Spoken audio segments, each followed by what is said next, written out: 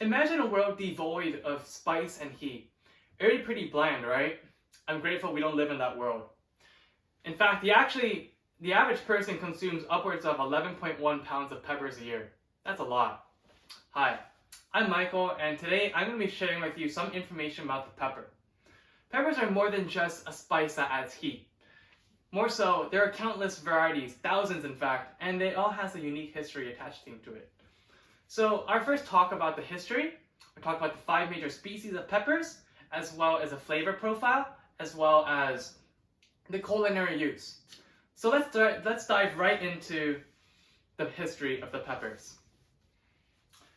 The peppers originate from the Americas. Mexico, South America, and Central America are all included.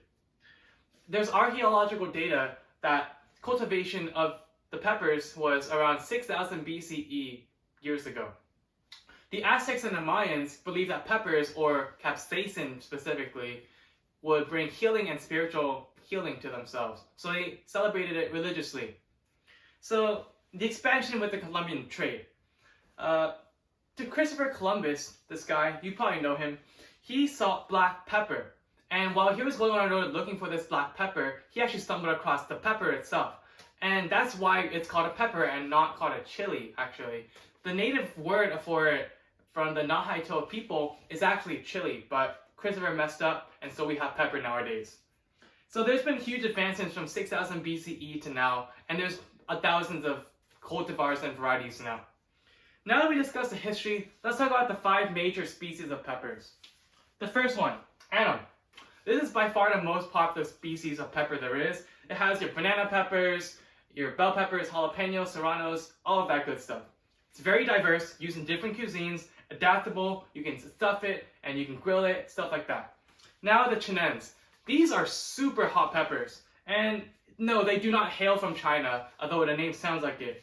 They're very pungent, and if you cut into one, you know exactly what I'm talking about. These ones are heatless all the way up to stupidly hot. A lot of them are crazy hot. Now the next one, frutescens. These ones tend to grow upward, and they're a bit less common. The most common one you're probably familiar with is called the Tabasco pepper, used in Tabasco hot sauce, and typically peppers of this species are very hot, and there's no heatless varieties. And so the next one is Baccatum. This is my favorite species because it has a lot of fruity flavors. What can you not love about that? And these peppers have golden yellow flowers on them, and they can grow upwards of 10 feet tall, which is crazy tall. And it ranges from heatless all the way up to very hot.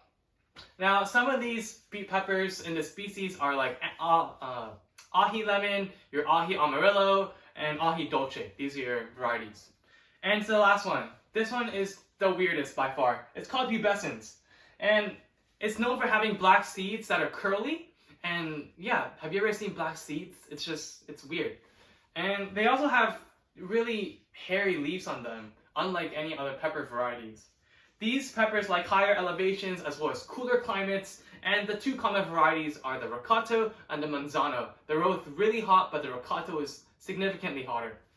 Now we cover the 5 flavors, the 5 major species. I'm going to talk about the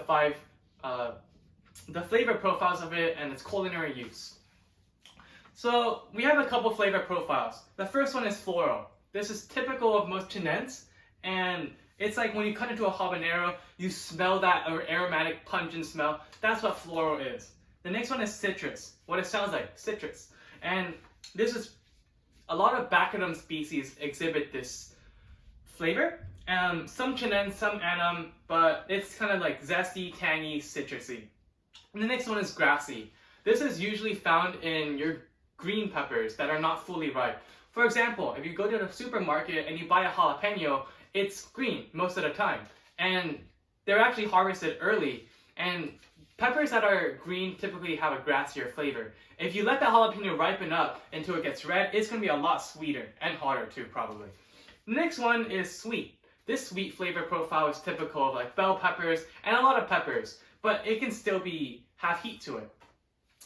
And according to the types of peppers of the 100 Days of Real Food blog of 2023, red peppers actually tend to be sweeter than green peppers, fun fact. So the last one, a flavor profile, is fruity. This has a diverse profile. There's a ton of fruity flavors out there. And then some chili heads or chili enthusiasts I liken the fruity flavors to like mango, apple, apricot, pineapple, and stuff like that. Amazing, right? And so now, finally, how do we use peppers in our kitchen? Well, my favorite way, raw. You just cut it, eat it, you get the full experience of what the pepper actually tastes like. Word of warning, use gloves when you're handling these peppers, as any capsaicin oil can damage your skin and your eyes. So be careful. I've had plenty of bad experiences. The next one, stir-fried or sauteed. Chefs like to use this a lot when they're cooking their food. It makes the food a lot more flavorful, and it really complements other dishes well. The last one, or actually the next one, is roasted or smoked. So when you smoke a pepper, it brings out a smokiness to it, obviously. And some examples are like a chipotle pepper is a smoked version of a jalapeno. You add the powder and it tastes really good.